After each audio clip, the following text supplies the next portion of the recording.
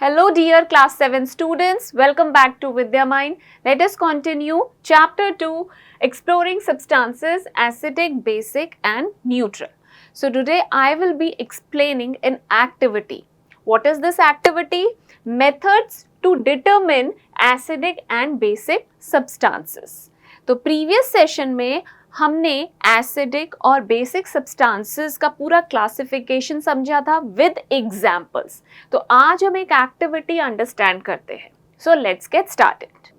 This activity tells you suitable method to determine acidic or basic substances. So let us understand. We can know whether a substance is acidic or basic through their taste. तो previous session से हमने learn किया जो acidic substances होते हैं, बहुत सारे जो सिट्रस फ्रूट्स हैं, खट्टे जो फल होते हैं ना, उनमें एसिड प्रेजेंट होता है। और वो खट्टे क्यों होते हैं? क्योंकि एसिड होता है, राइट? तो acid are sour in taste, right? Acidic substances are sour in taste and in general basic substances are bitter in taste and feel soapy on touch. ये सारे जो फीचर्स हैं ना, हम लोग को पता है कि एसिडिक सब्सटेंसेस क्या होते हैं विद एग्जांपल, और बेसिक कौन कौन से सब्सटेंसेस है। जैसे कि सोप, वो बिटर होता है और बहुत ही स्लिपरी होता है। Now the question arise, can we test all the substance to determine if it's acidic or basic? तो ये बहुत ही इंपॉर्टेंट क्वेश्चन है।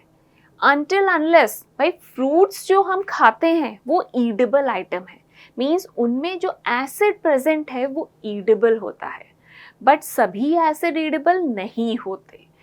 तो सिर्फ टेस्टिंग पर हम डिपेंड नहीं कर सकते, इट कुड बी हार्मफुल। बहुत सारे स्ट्रॉन्ग हार्मफुल एसिड्स होते हैं जिनको हम एज अ केमिकल यूज़ करते हैं।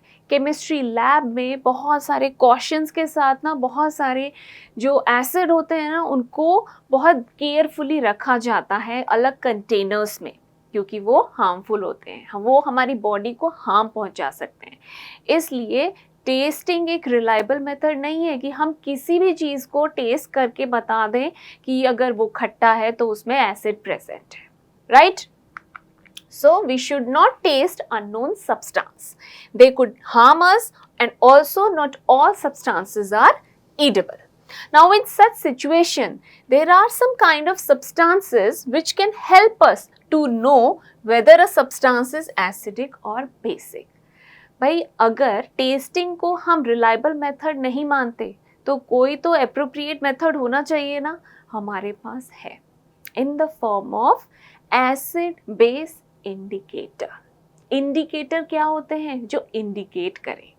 और एसिड बेस इंडिकेटर वो सब्सटेंसेस हैं जो कलर चेंज शो करते हैं, मींस हम विजुअलाइज कर सकते हैं, हम देखकर जो कलर चेंज उसमें हो रहा है ना, उससे पता कर सकते हैं कि हमारा सब्सटेंस एसिडिक है या बेसिक नेचर का है। हमें टेस्टिंग की कोई ज़रूरत नहीं है। So these substances are called indicator. अब indicator कैसे define करेंगे? Indicator एक ऐसा substance है, it is a substance that changes its color or may also change smell when it is put into an acid or a base. तो हमारे जो ये different senses होते हैं ना, इसमें जो visual sense है उससे हम color change observe करके identify कर सकते हैं हमारा substance का nature। साथ में ऐसे कुछ इंडिकेटर्स होते हैं जो स्मेल चेंज कर देते हैं। तो ऐसे इंडिकेटर को हम कहते हैं ऑल्फैक्टरी इंडिकेटर, क्योंकि हम सेंस ऑफ स्मेल से भी आइडेंटिफाई और डिफरेंशिएट कर सकते हैं अपने सब्सटेंसेस को।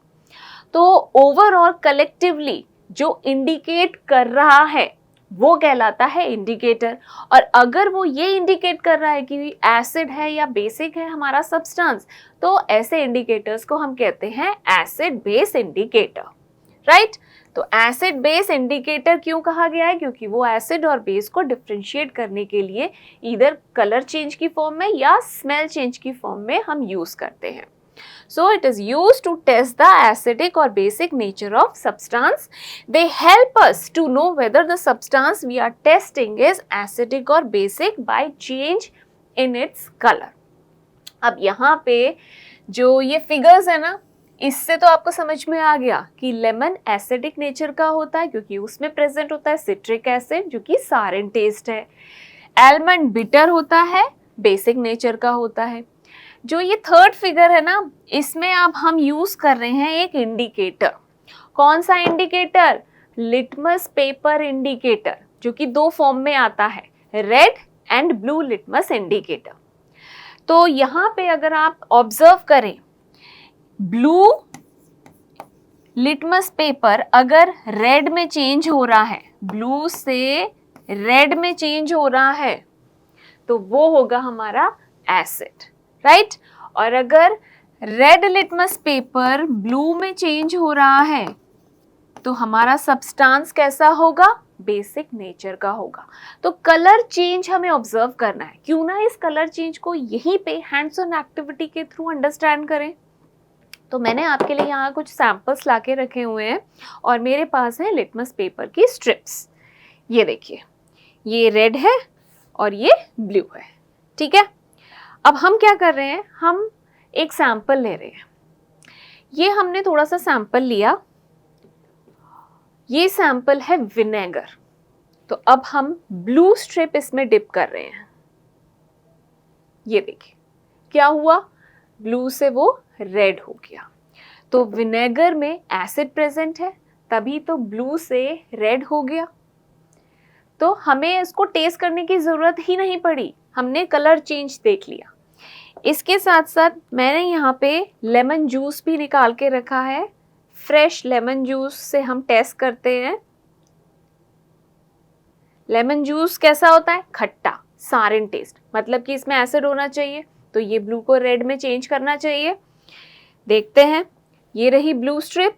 अब इसको हमने लेमन जूस में डिप किया, ये देखिए कलर चेंज हुआ, तो इसका मतलब एसिड है। बिना टेस्टिंग के हमें चेंज ऑब्जर्व हमने किया और हमने आइडेंटिफाई कर लिया कि इसमें एसिड प्रेजेंट है। अब अगर हम सोप सोल्यूशन को टेस्ट करें, this is soap solution, right, ये बेस होता है।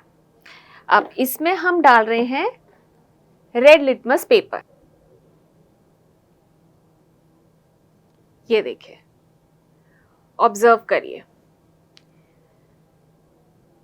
क्या आपने ऑब्जर्व किया कि ये धीरे धीरे देखो हल्का सा इसमें ब्लूइशनेस आ गई। अगर आप इसको ओरिजिनल रेड से ये देखिए कंपेयर करिए, लग रहा है ना, इतना पोर्शन ब्लू हो गया, बाकी जो ऊपर का पोर्शन जो डिप नहीं था वो रेड है, राइट। तो सोप सोल्यूशन कैसा है? बेसिक सोल्यूशन है, वो रेड को ब्लू में चेंज कर रहा है। अंडरस्टूड? तो हमने आज एक बहुत ही इंपॉर्टेंट कॉन्सेप्ट को लर्न किया है। क्या कॉन्सेप्ट है हमारा? कि टेस्टिंग एक रिलायबल मेथड नहीं है to check whether are substances acidic or basic. तो रिलायबल मेथड क्या है? Use of acid base indicator. So I hope you have enjoyed and understood this activity. Thank you so much for watching Vidya Mind.